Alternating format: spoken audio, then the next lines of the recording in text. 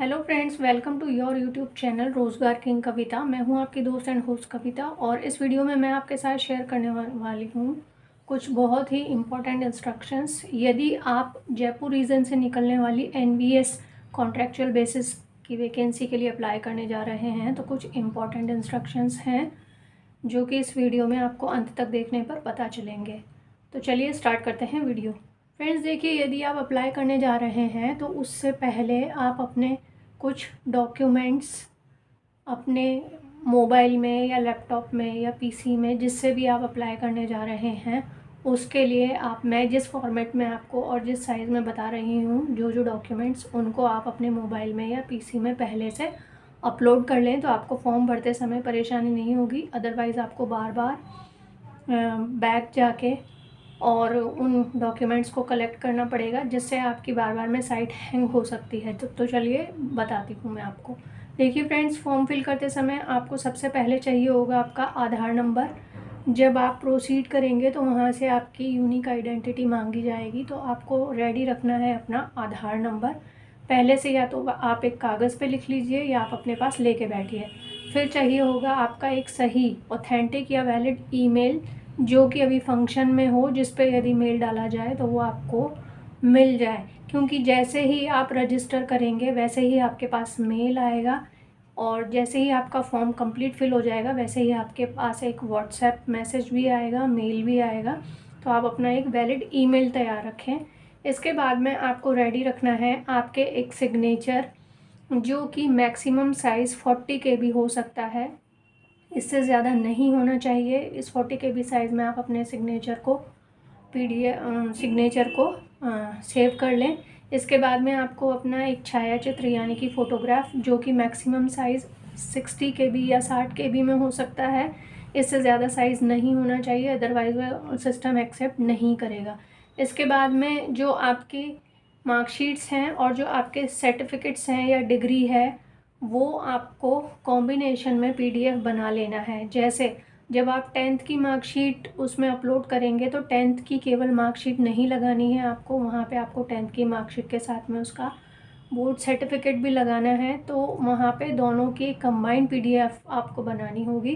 10th की marksheet की photo खींच के और सर्टिफिकेट की फ़ोटो खींच के, दोनों की कंबाइंड पीडीएफ, जिसका मैक्सिमम साइज़ 800 KB हो सकता है, आप बना लें। इसी तरह से आप जब यूजी की मार्कशीट लगा रहे हैं तो उसके साथ भी डिग्री आप कॉम्बिनेशन में पीडीएफ बना लें 800 KB तक की। पीजी की मार्कशीट और डिग्री, बीएड आपने बीएड किया है तो या डिप्लोमा किया है तो उसकी मार्कशीट प्लस उसकी डिग्री, यदि आपने एमएड किया है तो उसकी मार्कशीट और उसकी डिग्री, नेट किया है तो नेट के सर्टिफिकेट की फ़ोटो खींच के और आप 800 KB में उसका पीडीएफ फॉर्म में उसको सेव कर लें। तो फ्रेंड्स, ये जो भी आपके डॉक्यूमेंट्स हैं, यदि आपने बीएड किया है, एमएड किया है, नेट किया है, आपने पीएचडी किया है, स्पेशल एजुकेशन में कुछ आपने किया है, यदि आप टीजीटी का फॉर्म भरने जा रहे हैं तो आप सीटेट का फॉर्म, जो सीटेट की मार्कशीट है और उसका जो सीटेट की आपकी मार्कशीट भी होगी और उसका एक सर्टिफिकेट भी होगा, या केवल सर्टिफिकेट है तो वो उसका पीडीएफ आप मैक्सिमम 800 KB में पहले से पीडीएफ फॉर्म में सेव कर लें। और इसी तरह से यदि आप स्पेशल एजुकेटर का कर रहे हैं तो आपको एलिमेंट्री एजुकेशन में यानी लेवल 1 में आपका सीटेट क्लियर होना चाहिए, उसका आप सर्टिफिकेट पीडीएफ फॉर्म, जो कि मैक्सिमम साइज़ 800 KB हो सकता है, उसमें सेव कर लें। नेक्स्ट हम आते हैं, यदि आपका वर्किंग एक्सपीरियंस है तो देखिए वहाँ पे वर्किंग एक्सपीरियंस को भी 2 पार्ट्स में डिवाइड किया हुआ है। Working experience in residential school और working experience in non residential school.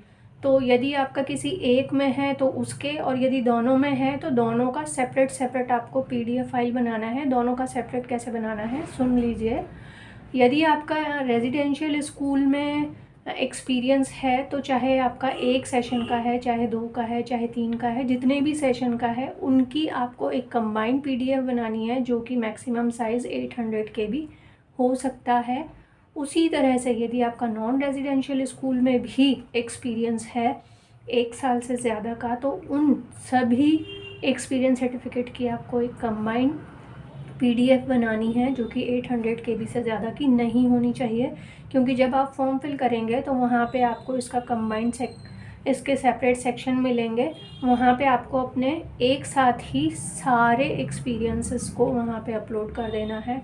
तो आप रेजिडेंशियल और नॉन रेजिडेंशियल दोनों की सेपरेट एक एक PDF बना लें और उन्हें वहाँ पे अपलोड कर दें। तो फ्रेंड्स ये थे कुछ इम्पॉर्टेंट इंस्ट्रक्शंस जो कि आप फॉर्म फिल करने बैठने से पहले अपने सिस्टम में, अपने लैपटॉप में या अपने मोबाइल में, जैसे भी आप फॉर्म फिल कर रहे हैं, रेडी रखें तो आपके लिए ज़्यादा अच्छा रहेगा। और यदि फिर भी आपको कोई प्रॉब्लम होती है तो आप कमेंट कीजिए, मैं फॉर्म कैसे अप्लाई करना है उस पर पूरा एक डिटेल वीडियो बना दूंगी जिससे आपको कोई प्रॉब्लम नहीं होगी। इसी के साथ यदि आपको PDF को रीसाइज़ करने में प्रॉब्लम आती है तो मैं आपको एक शॉर्ट में वे बता देती हूँ। आप ऑनलाइन जाइएगा PDF2Go जाइएगा, अपना गूगल अकाउंट ओपन करके वहाँ पे सर्च कीजिएगा PDF2Go। जब वहाँ पे आप जाएंगे तो वहाँ पे आपको डिफरेंट ऑप्शंस दिखेंगे, उनमें आप कंप्रेस PDF पे क्लिक कीजिएगा और वहाँ पे जो भी आपका PDF है जिसे आपको रीसाइज़ करना है उसे मैक्सिमम से मिनिमम में करना है तो आप वहाँ पे उसे अपलोड कर दीजिएगा। वो वहाँ से अपलोड करके ऑटोमेटिकली आपसे पूछ लेगा कि इसे कहाँ सेव करना है, आप उसे इंस्ट्रक्शन दीजिए, वो आपके सिस्टम में वहाँ पे अपलोड कर देगा और आप अपने ये PDF फाइल को रीसाइज़ इस तरह से ऑनलाइन कर सकते हैं। तो फ्रेंड्स, उम्मीद है कि आपको ये इंस्ट्रक्शंस, ये जानकारी पसंद आई होगी। मैं कविता आपसे मिलती हूँ नए वीडियो में एक नई रिक्रूटमेंट के साथ। Wish you all the very best. तब तक के लिए व्यस्त रहिए, मस्त रहिए, पढ़ते रहिए। टाटा।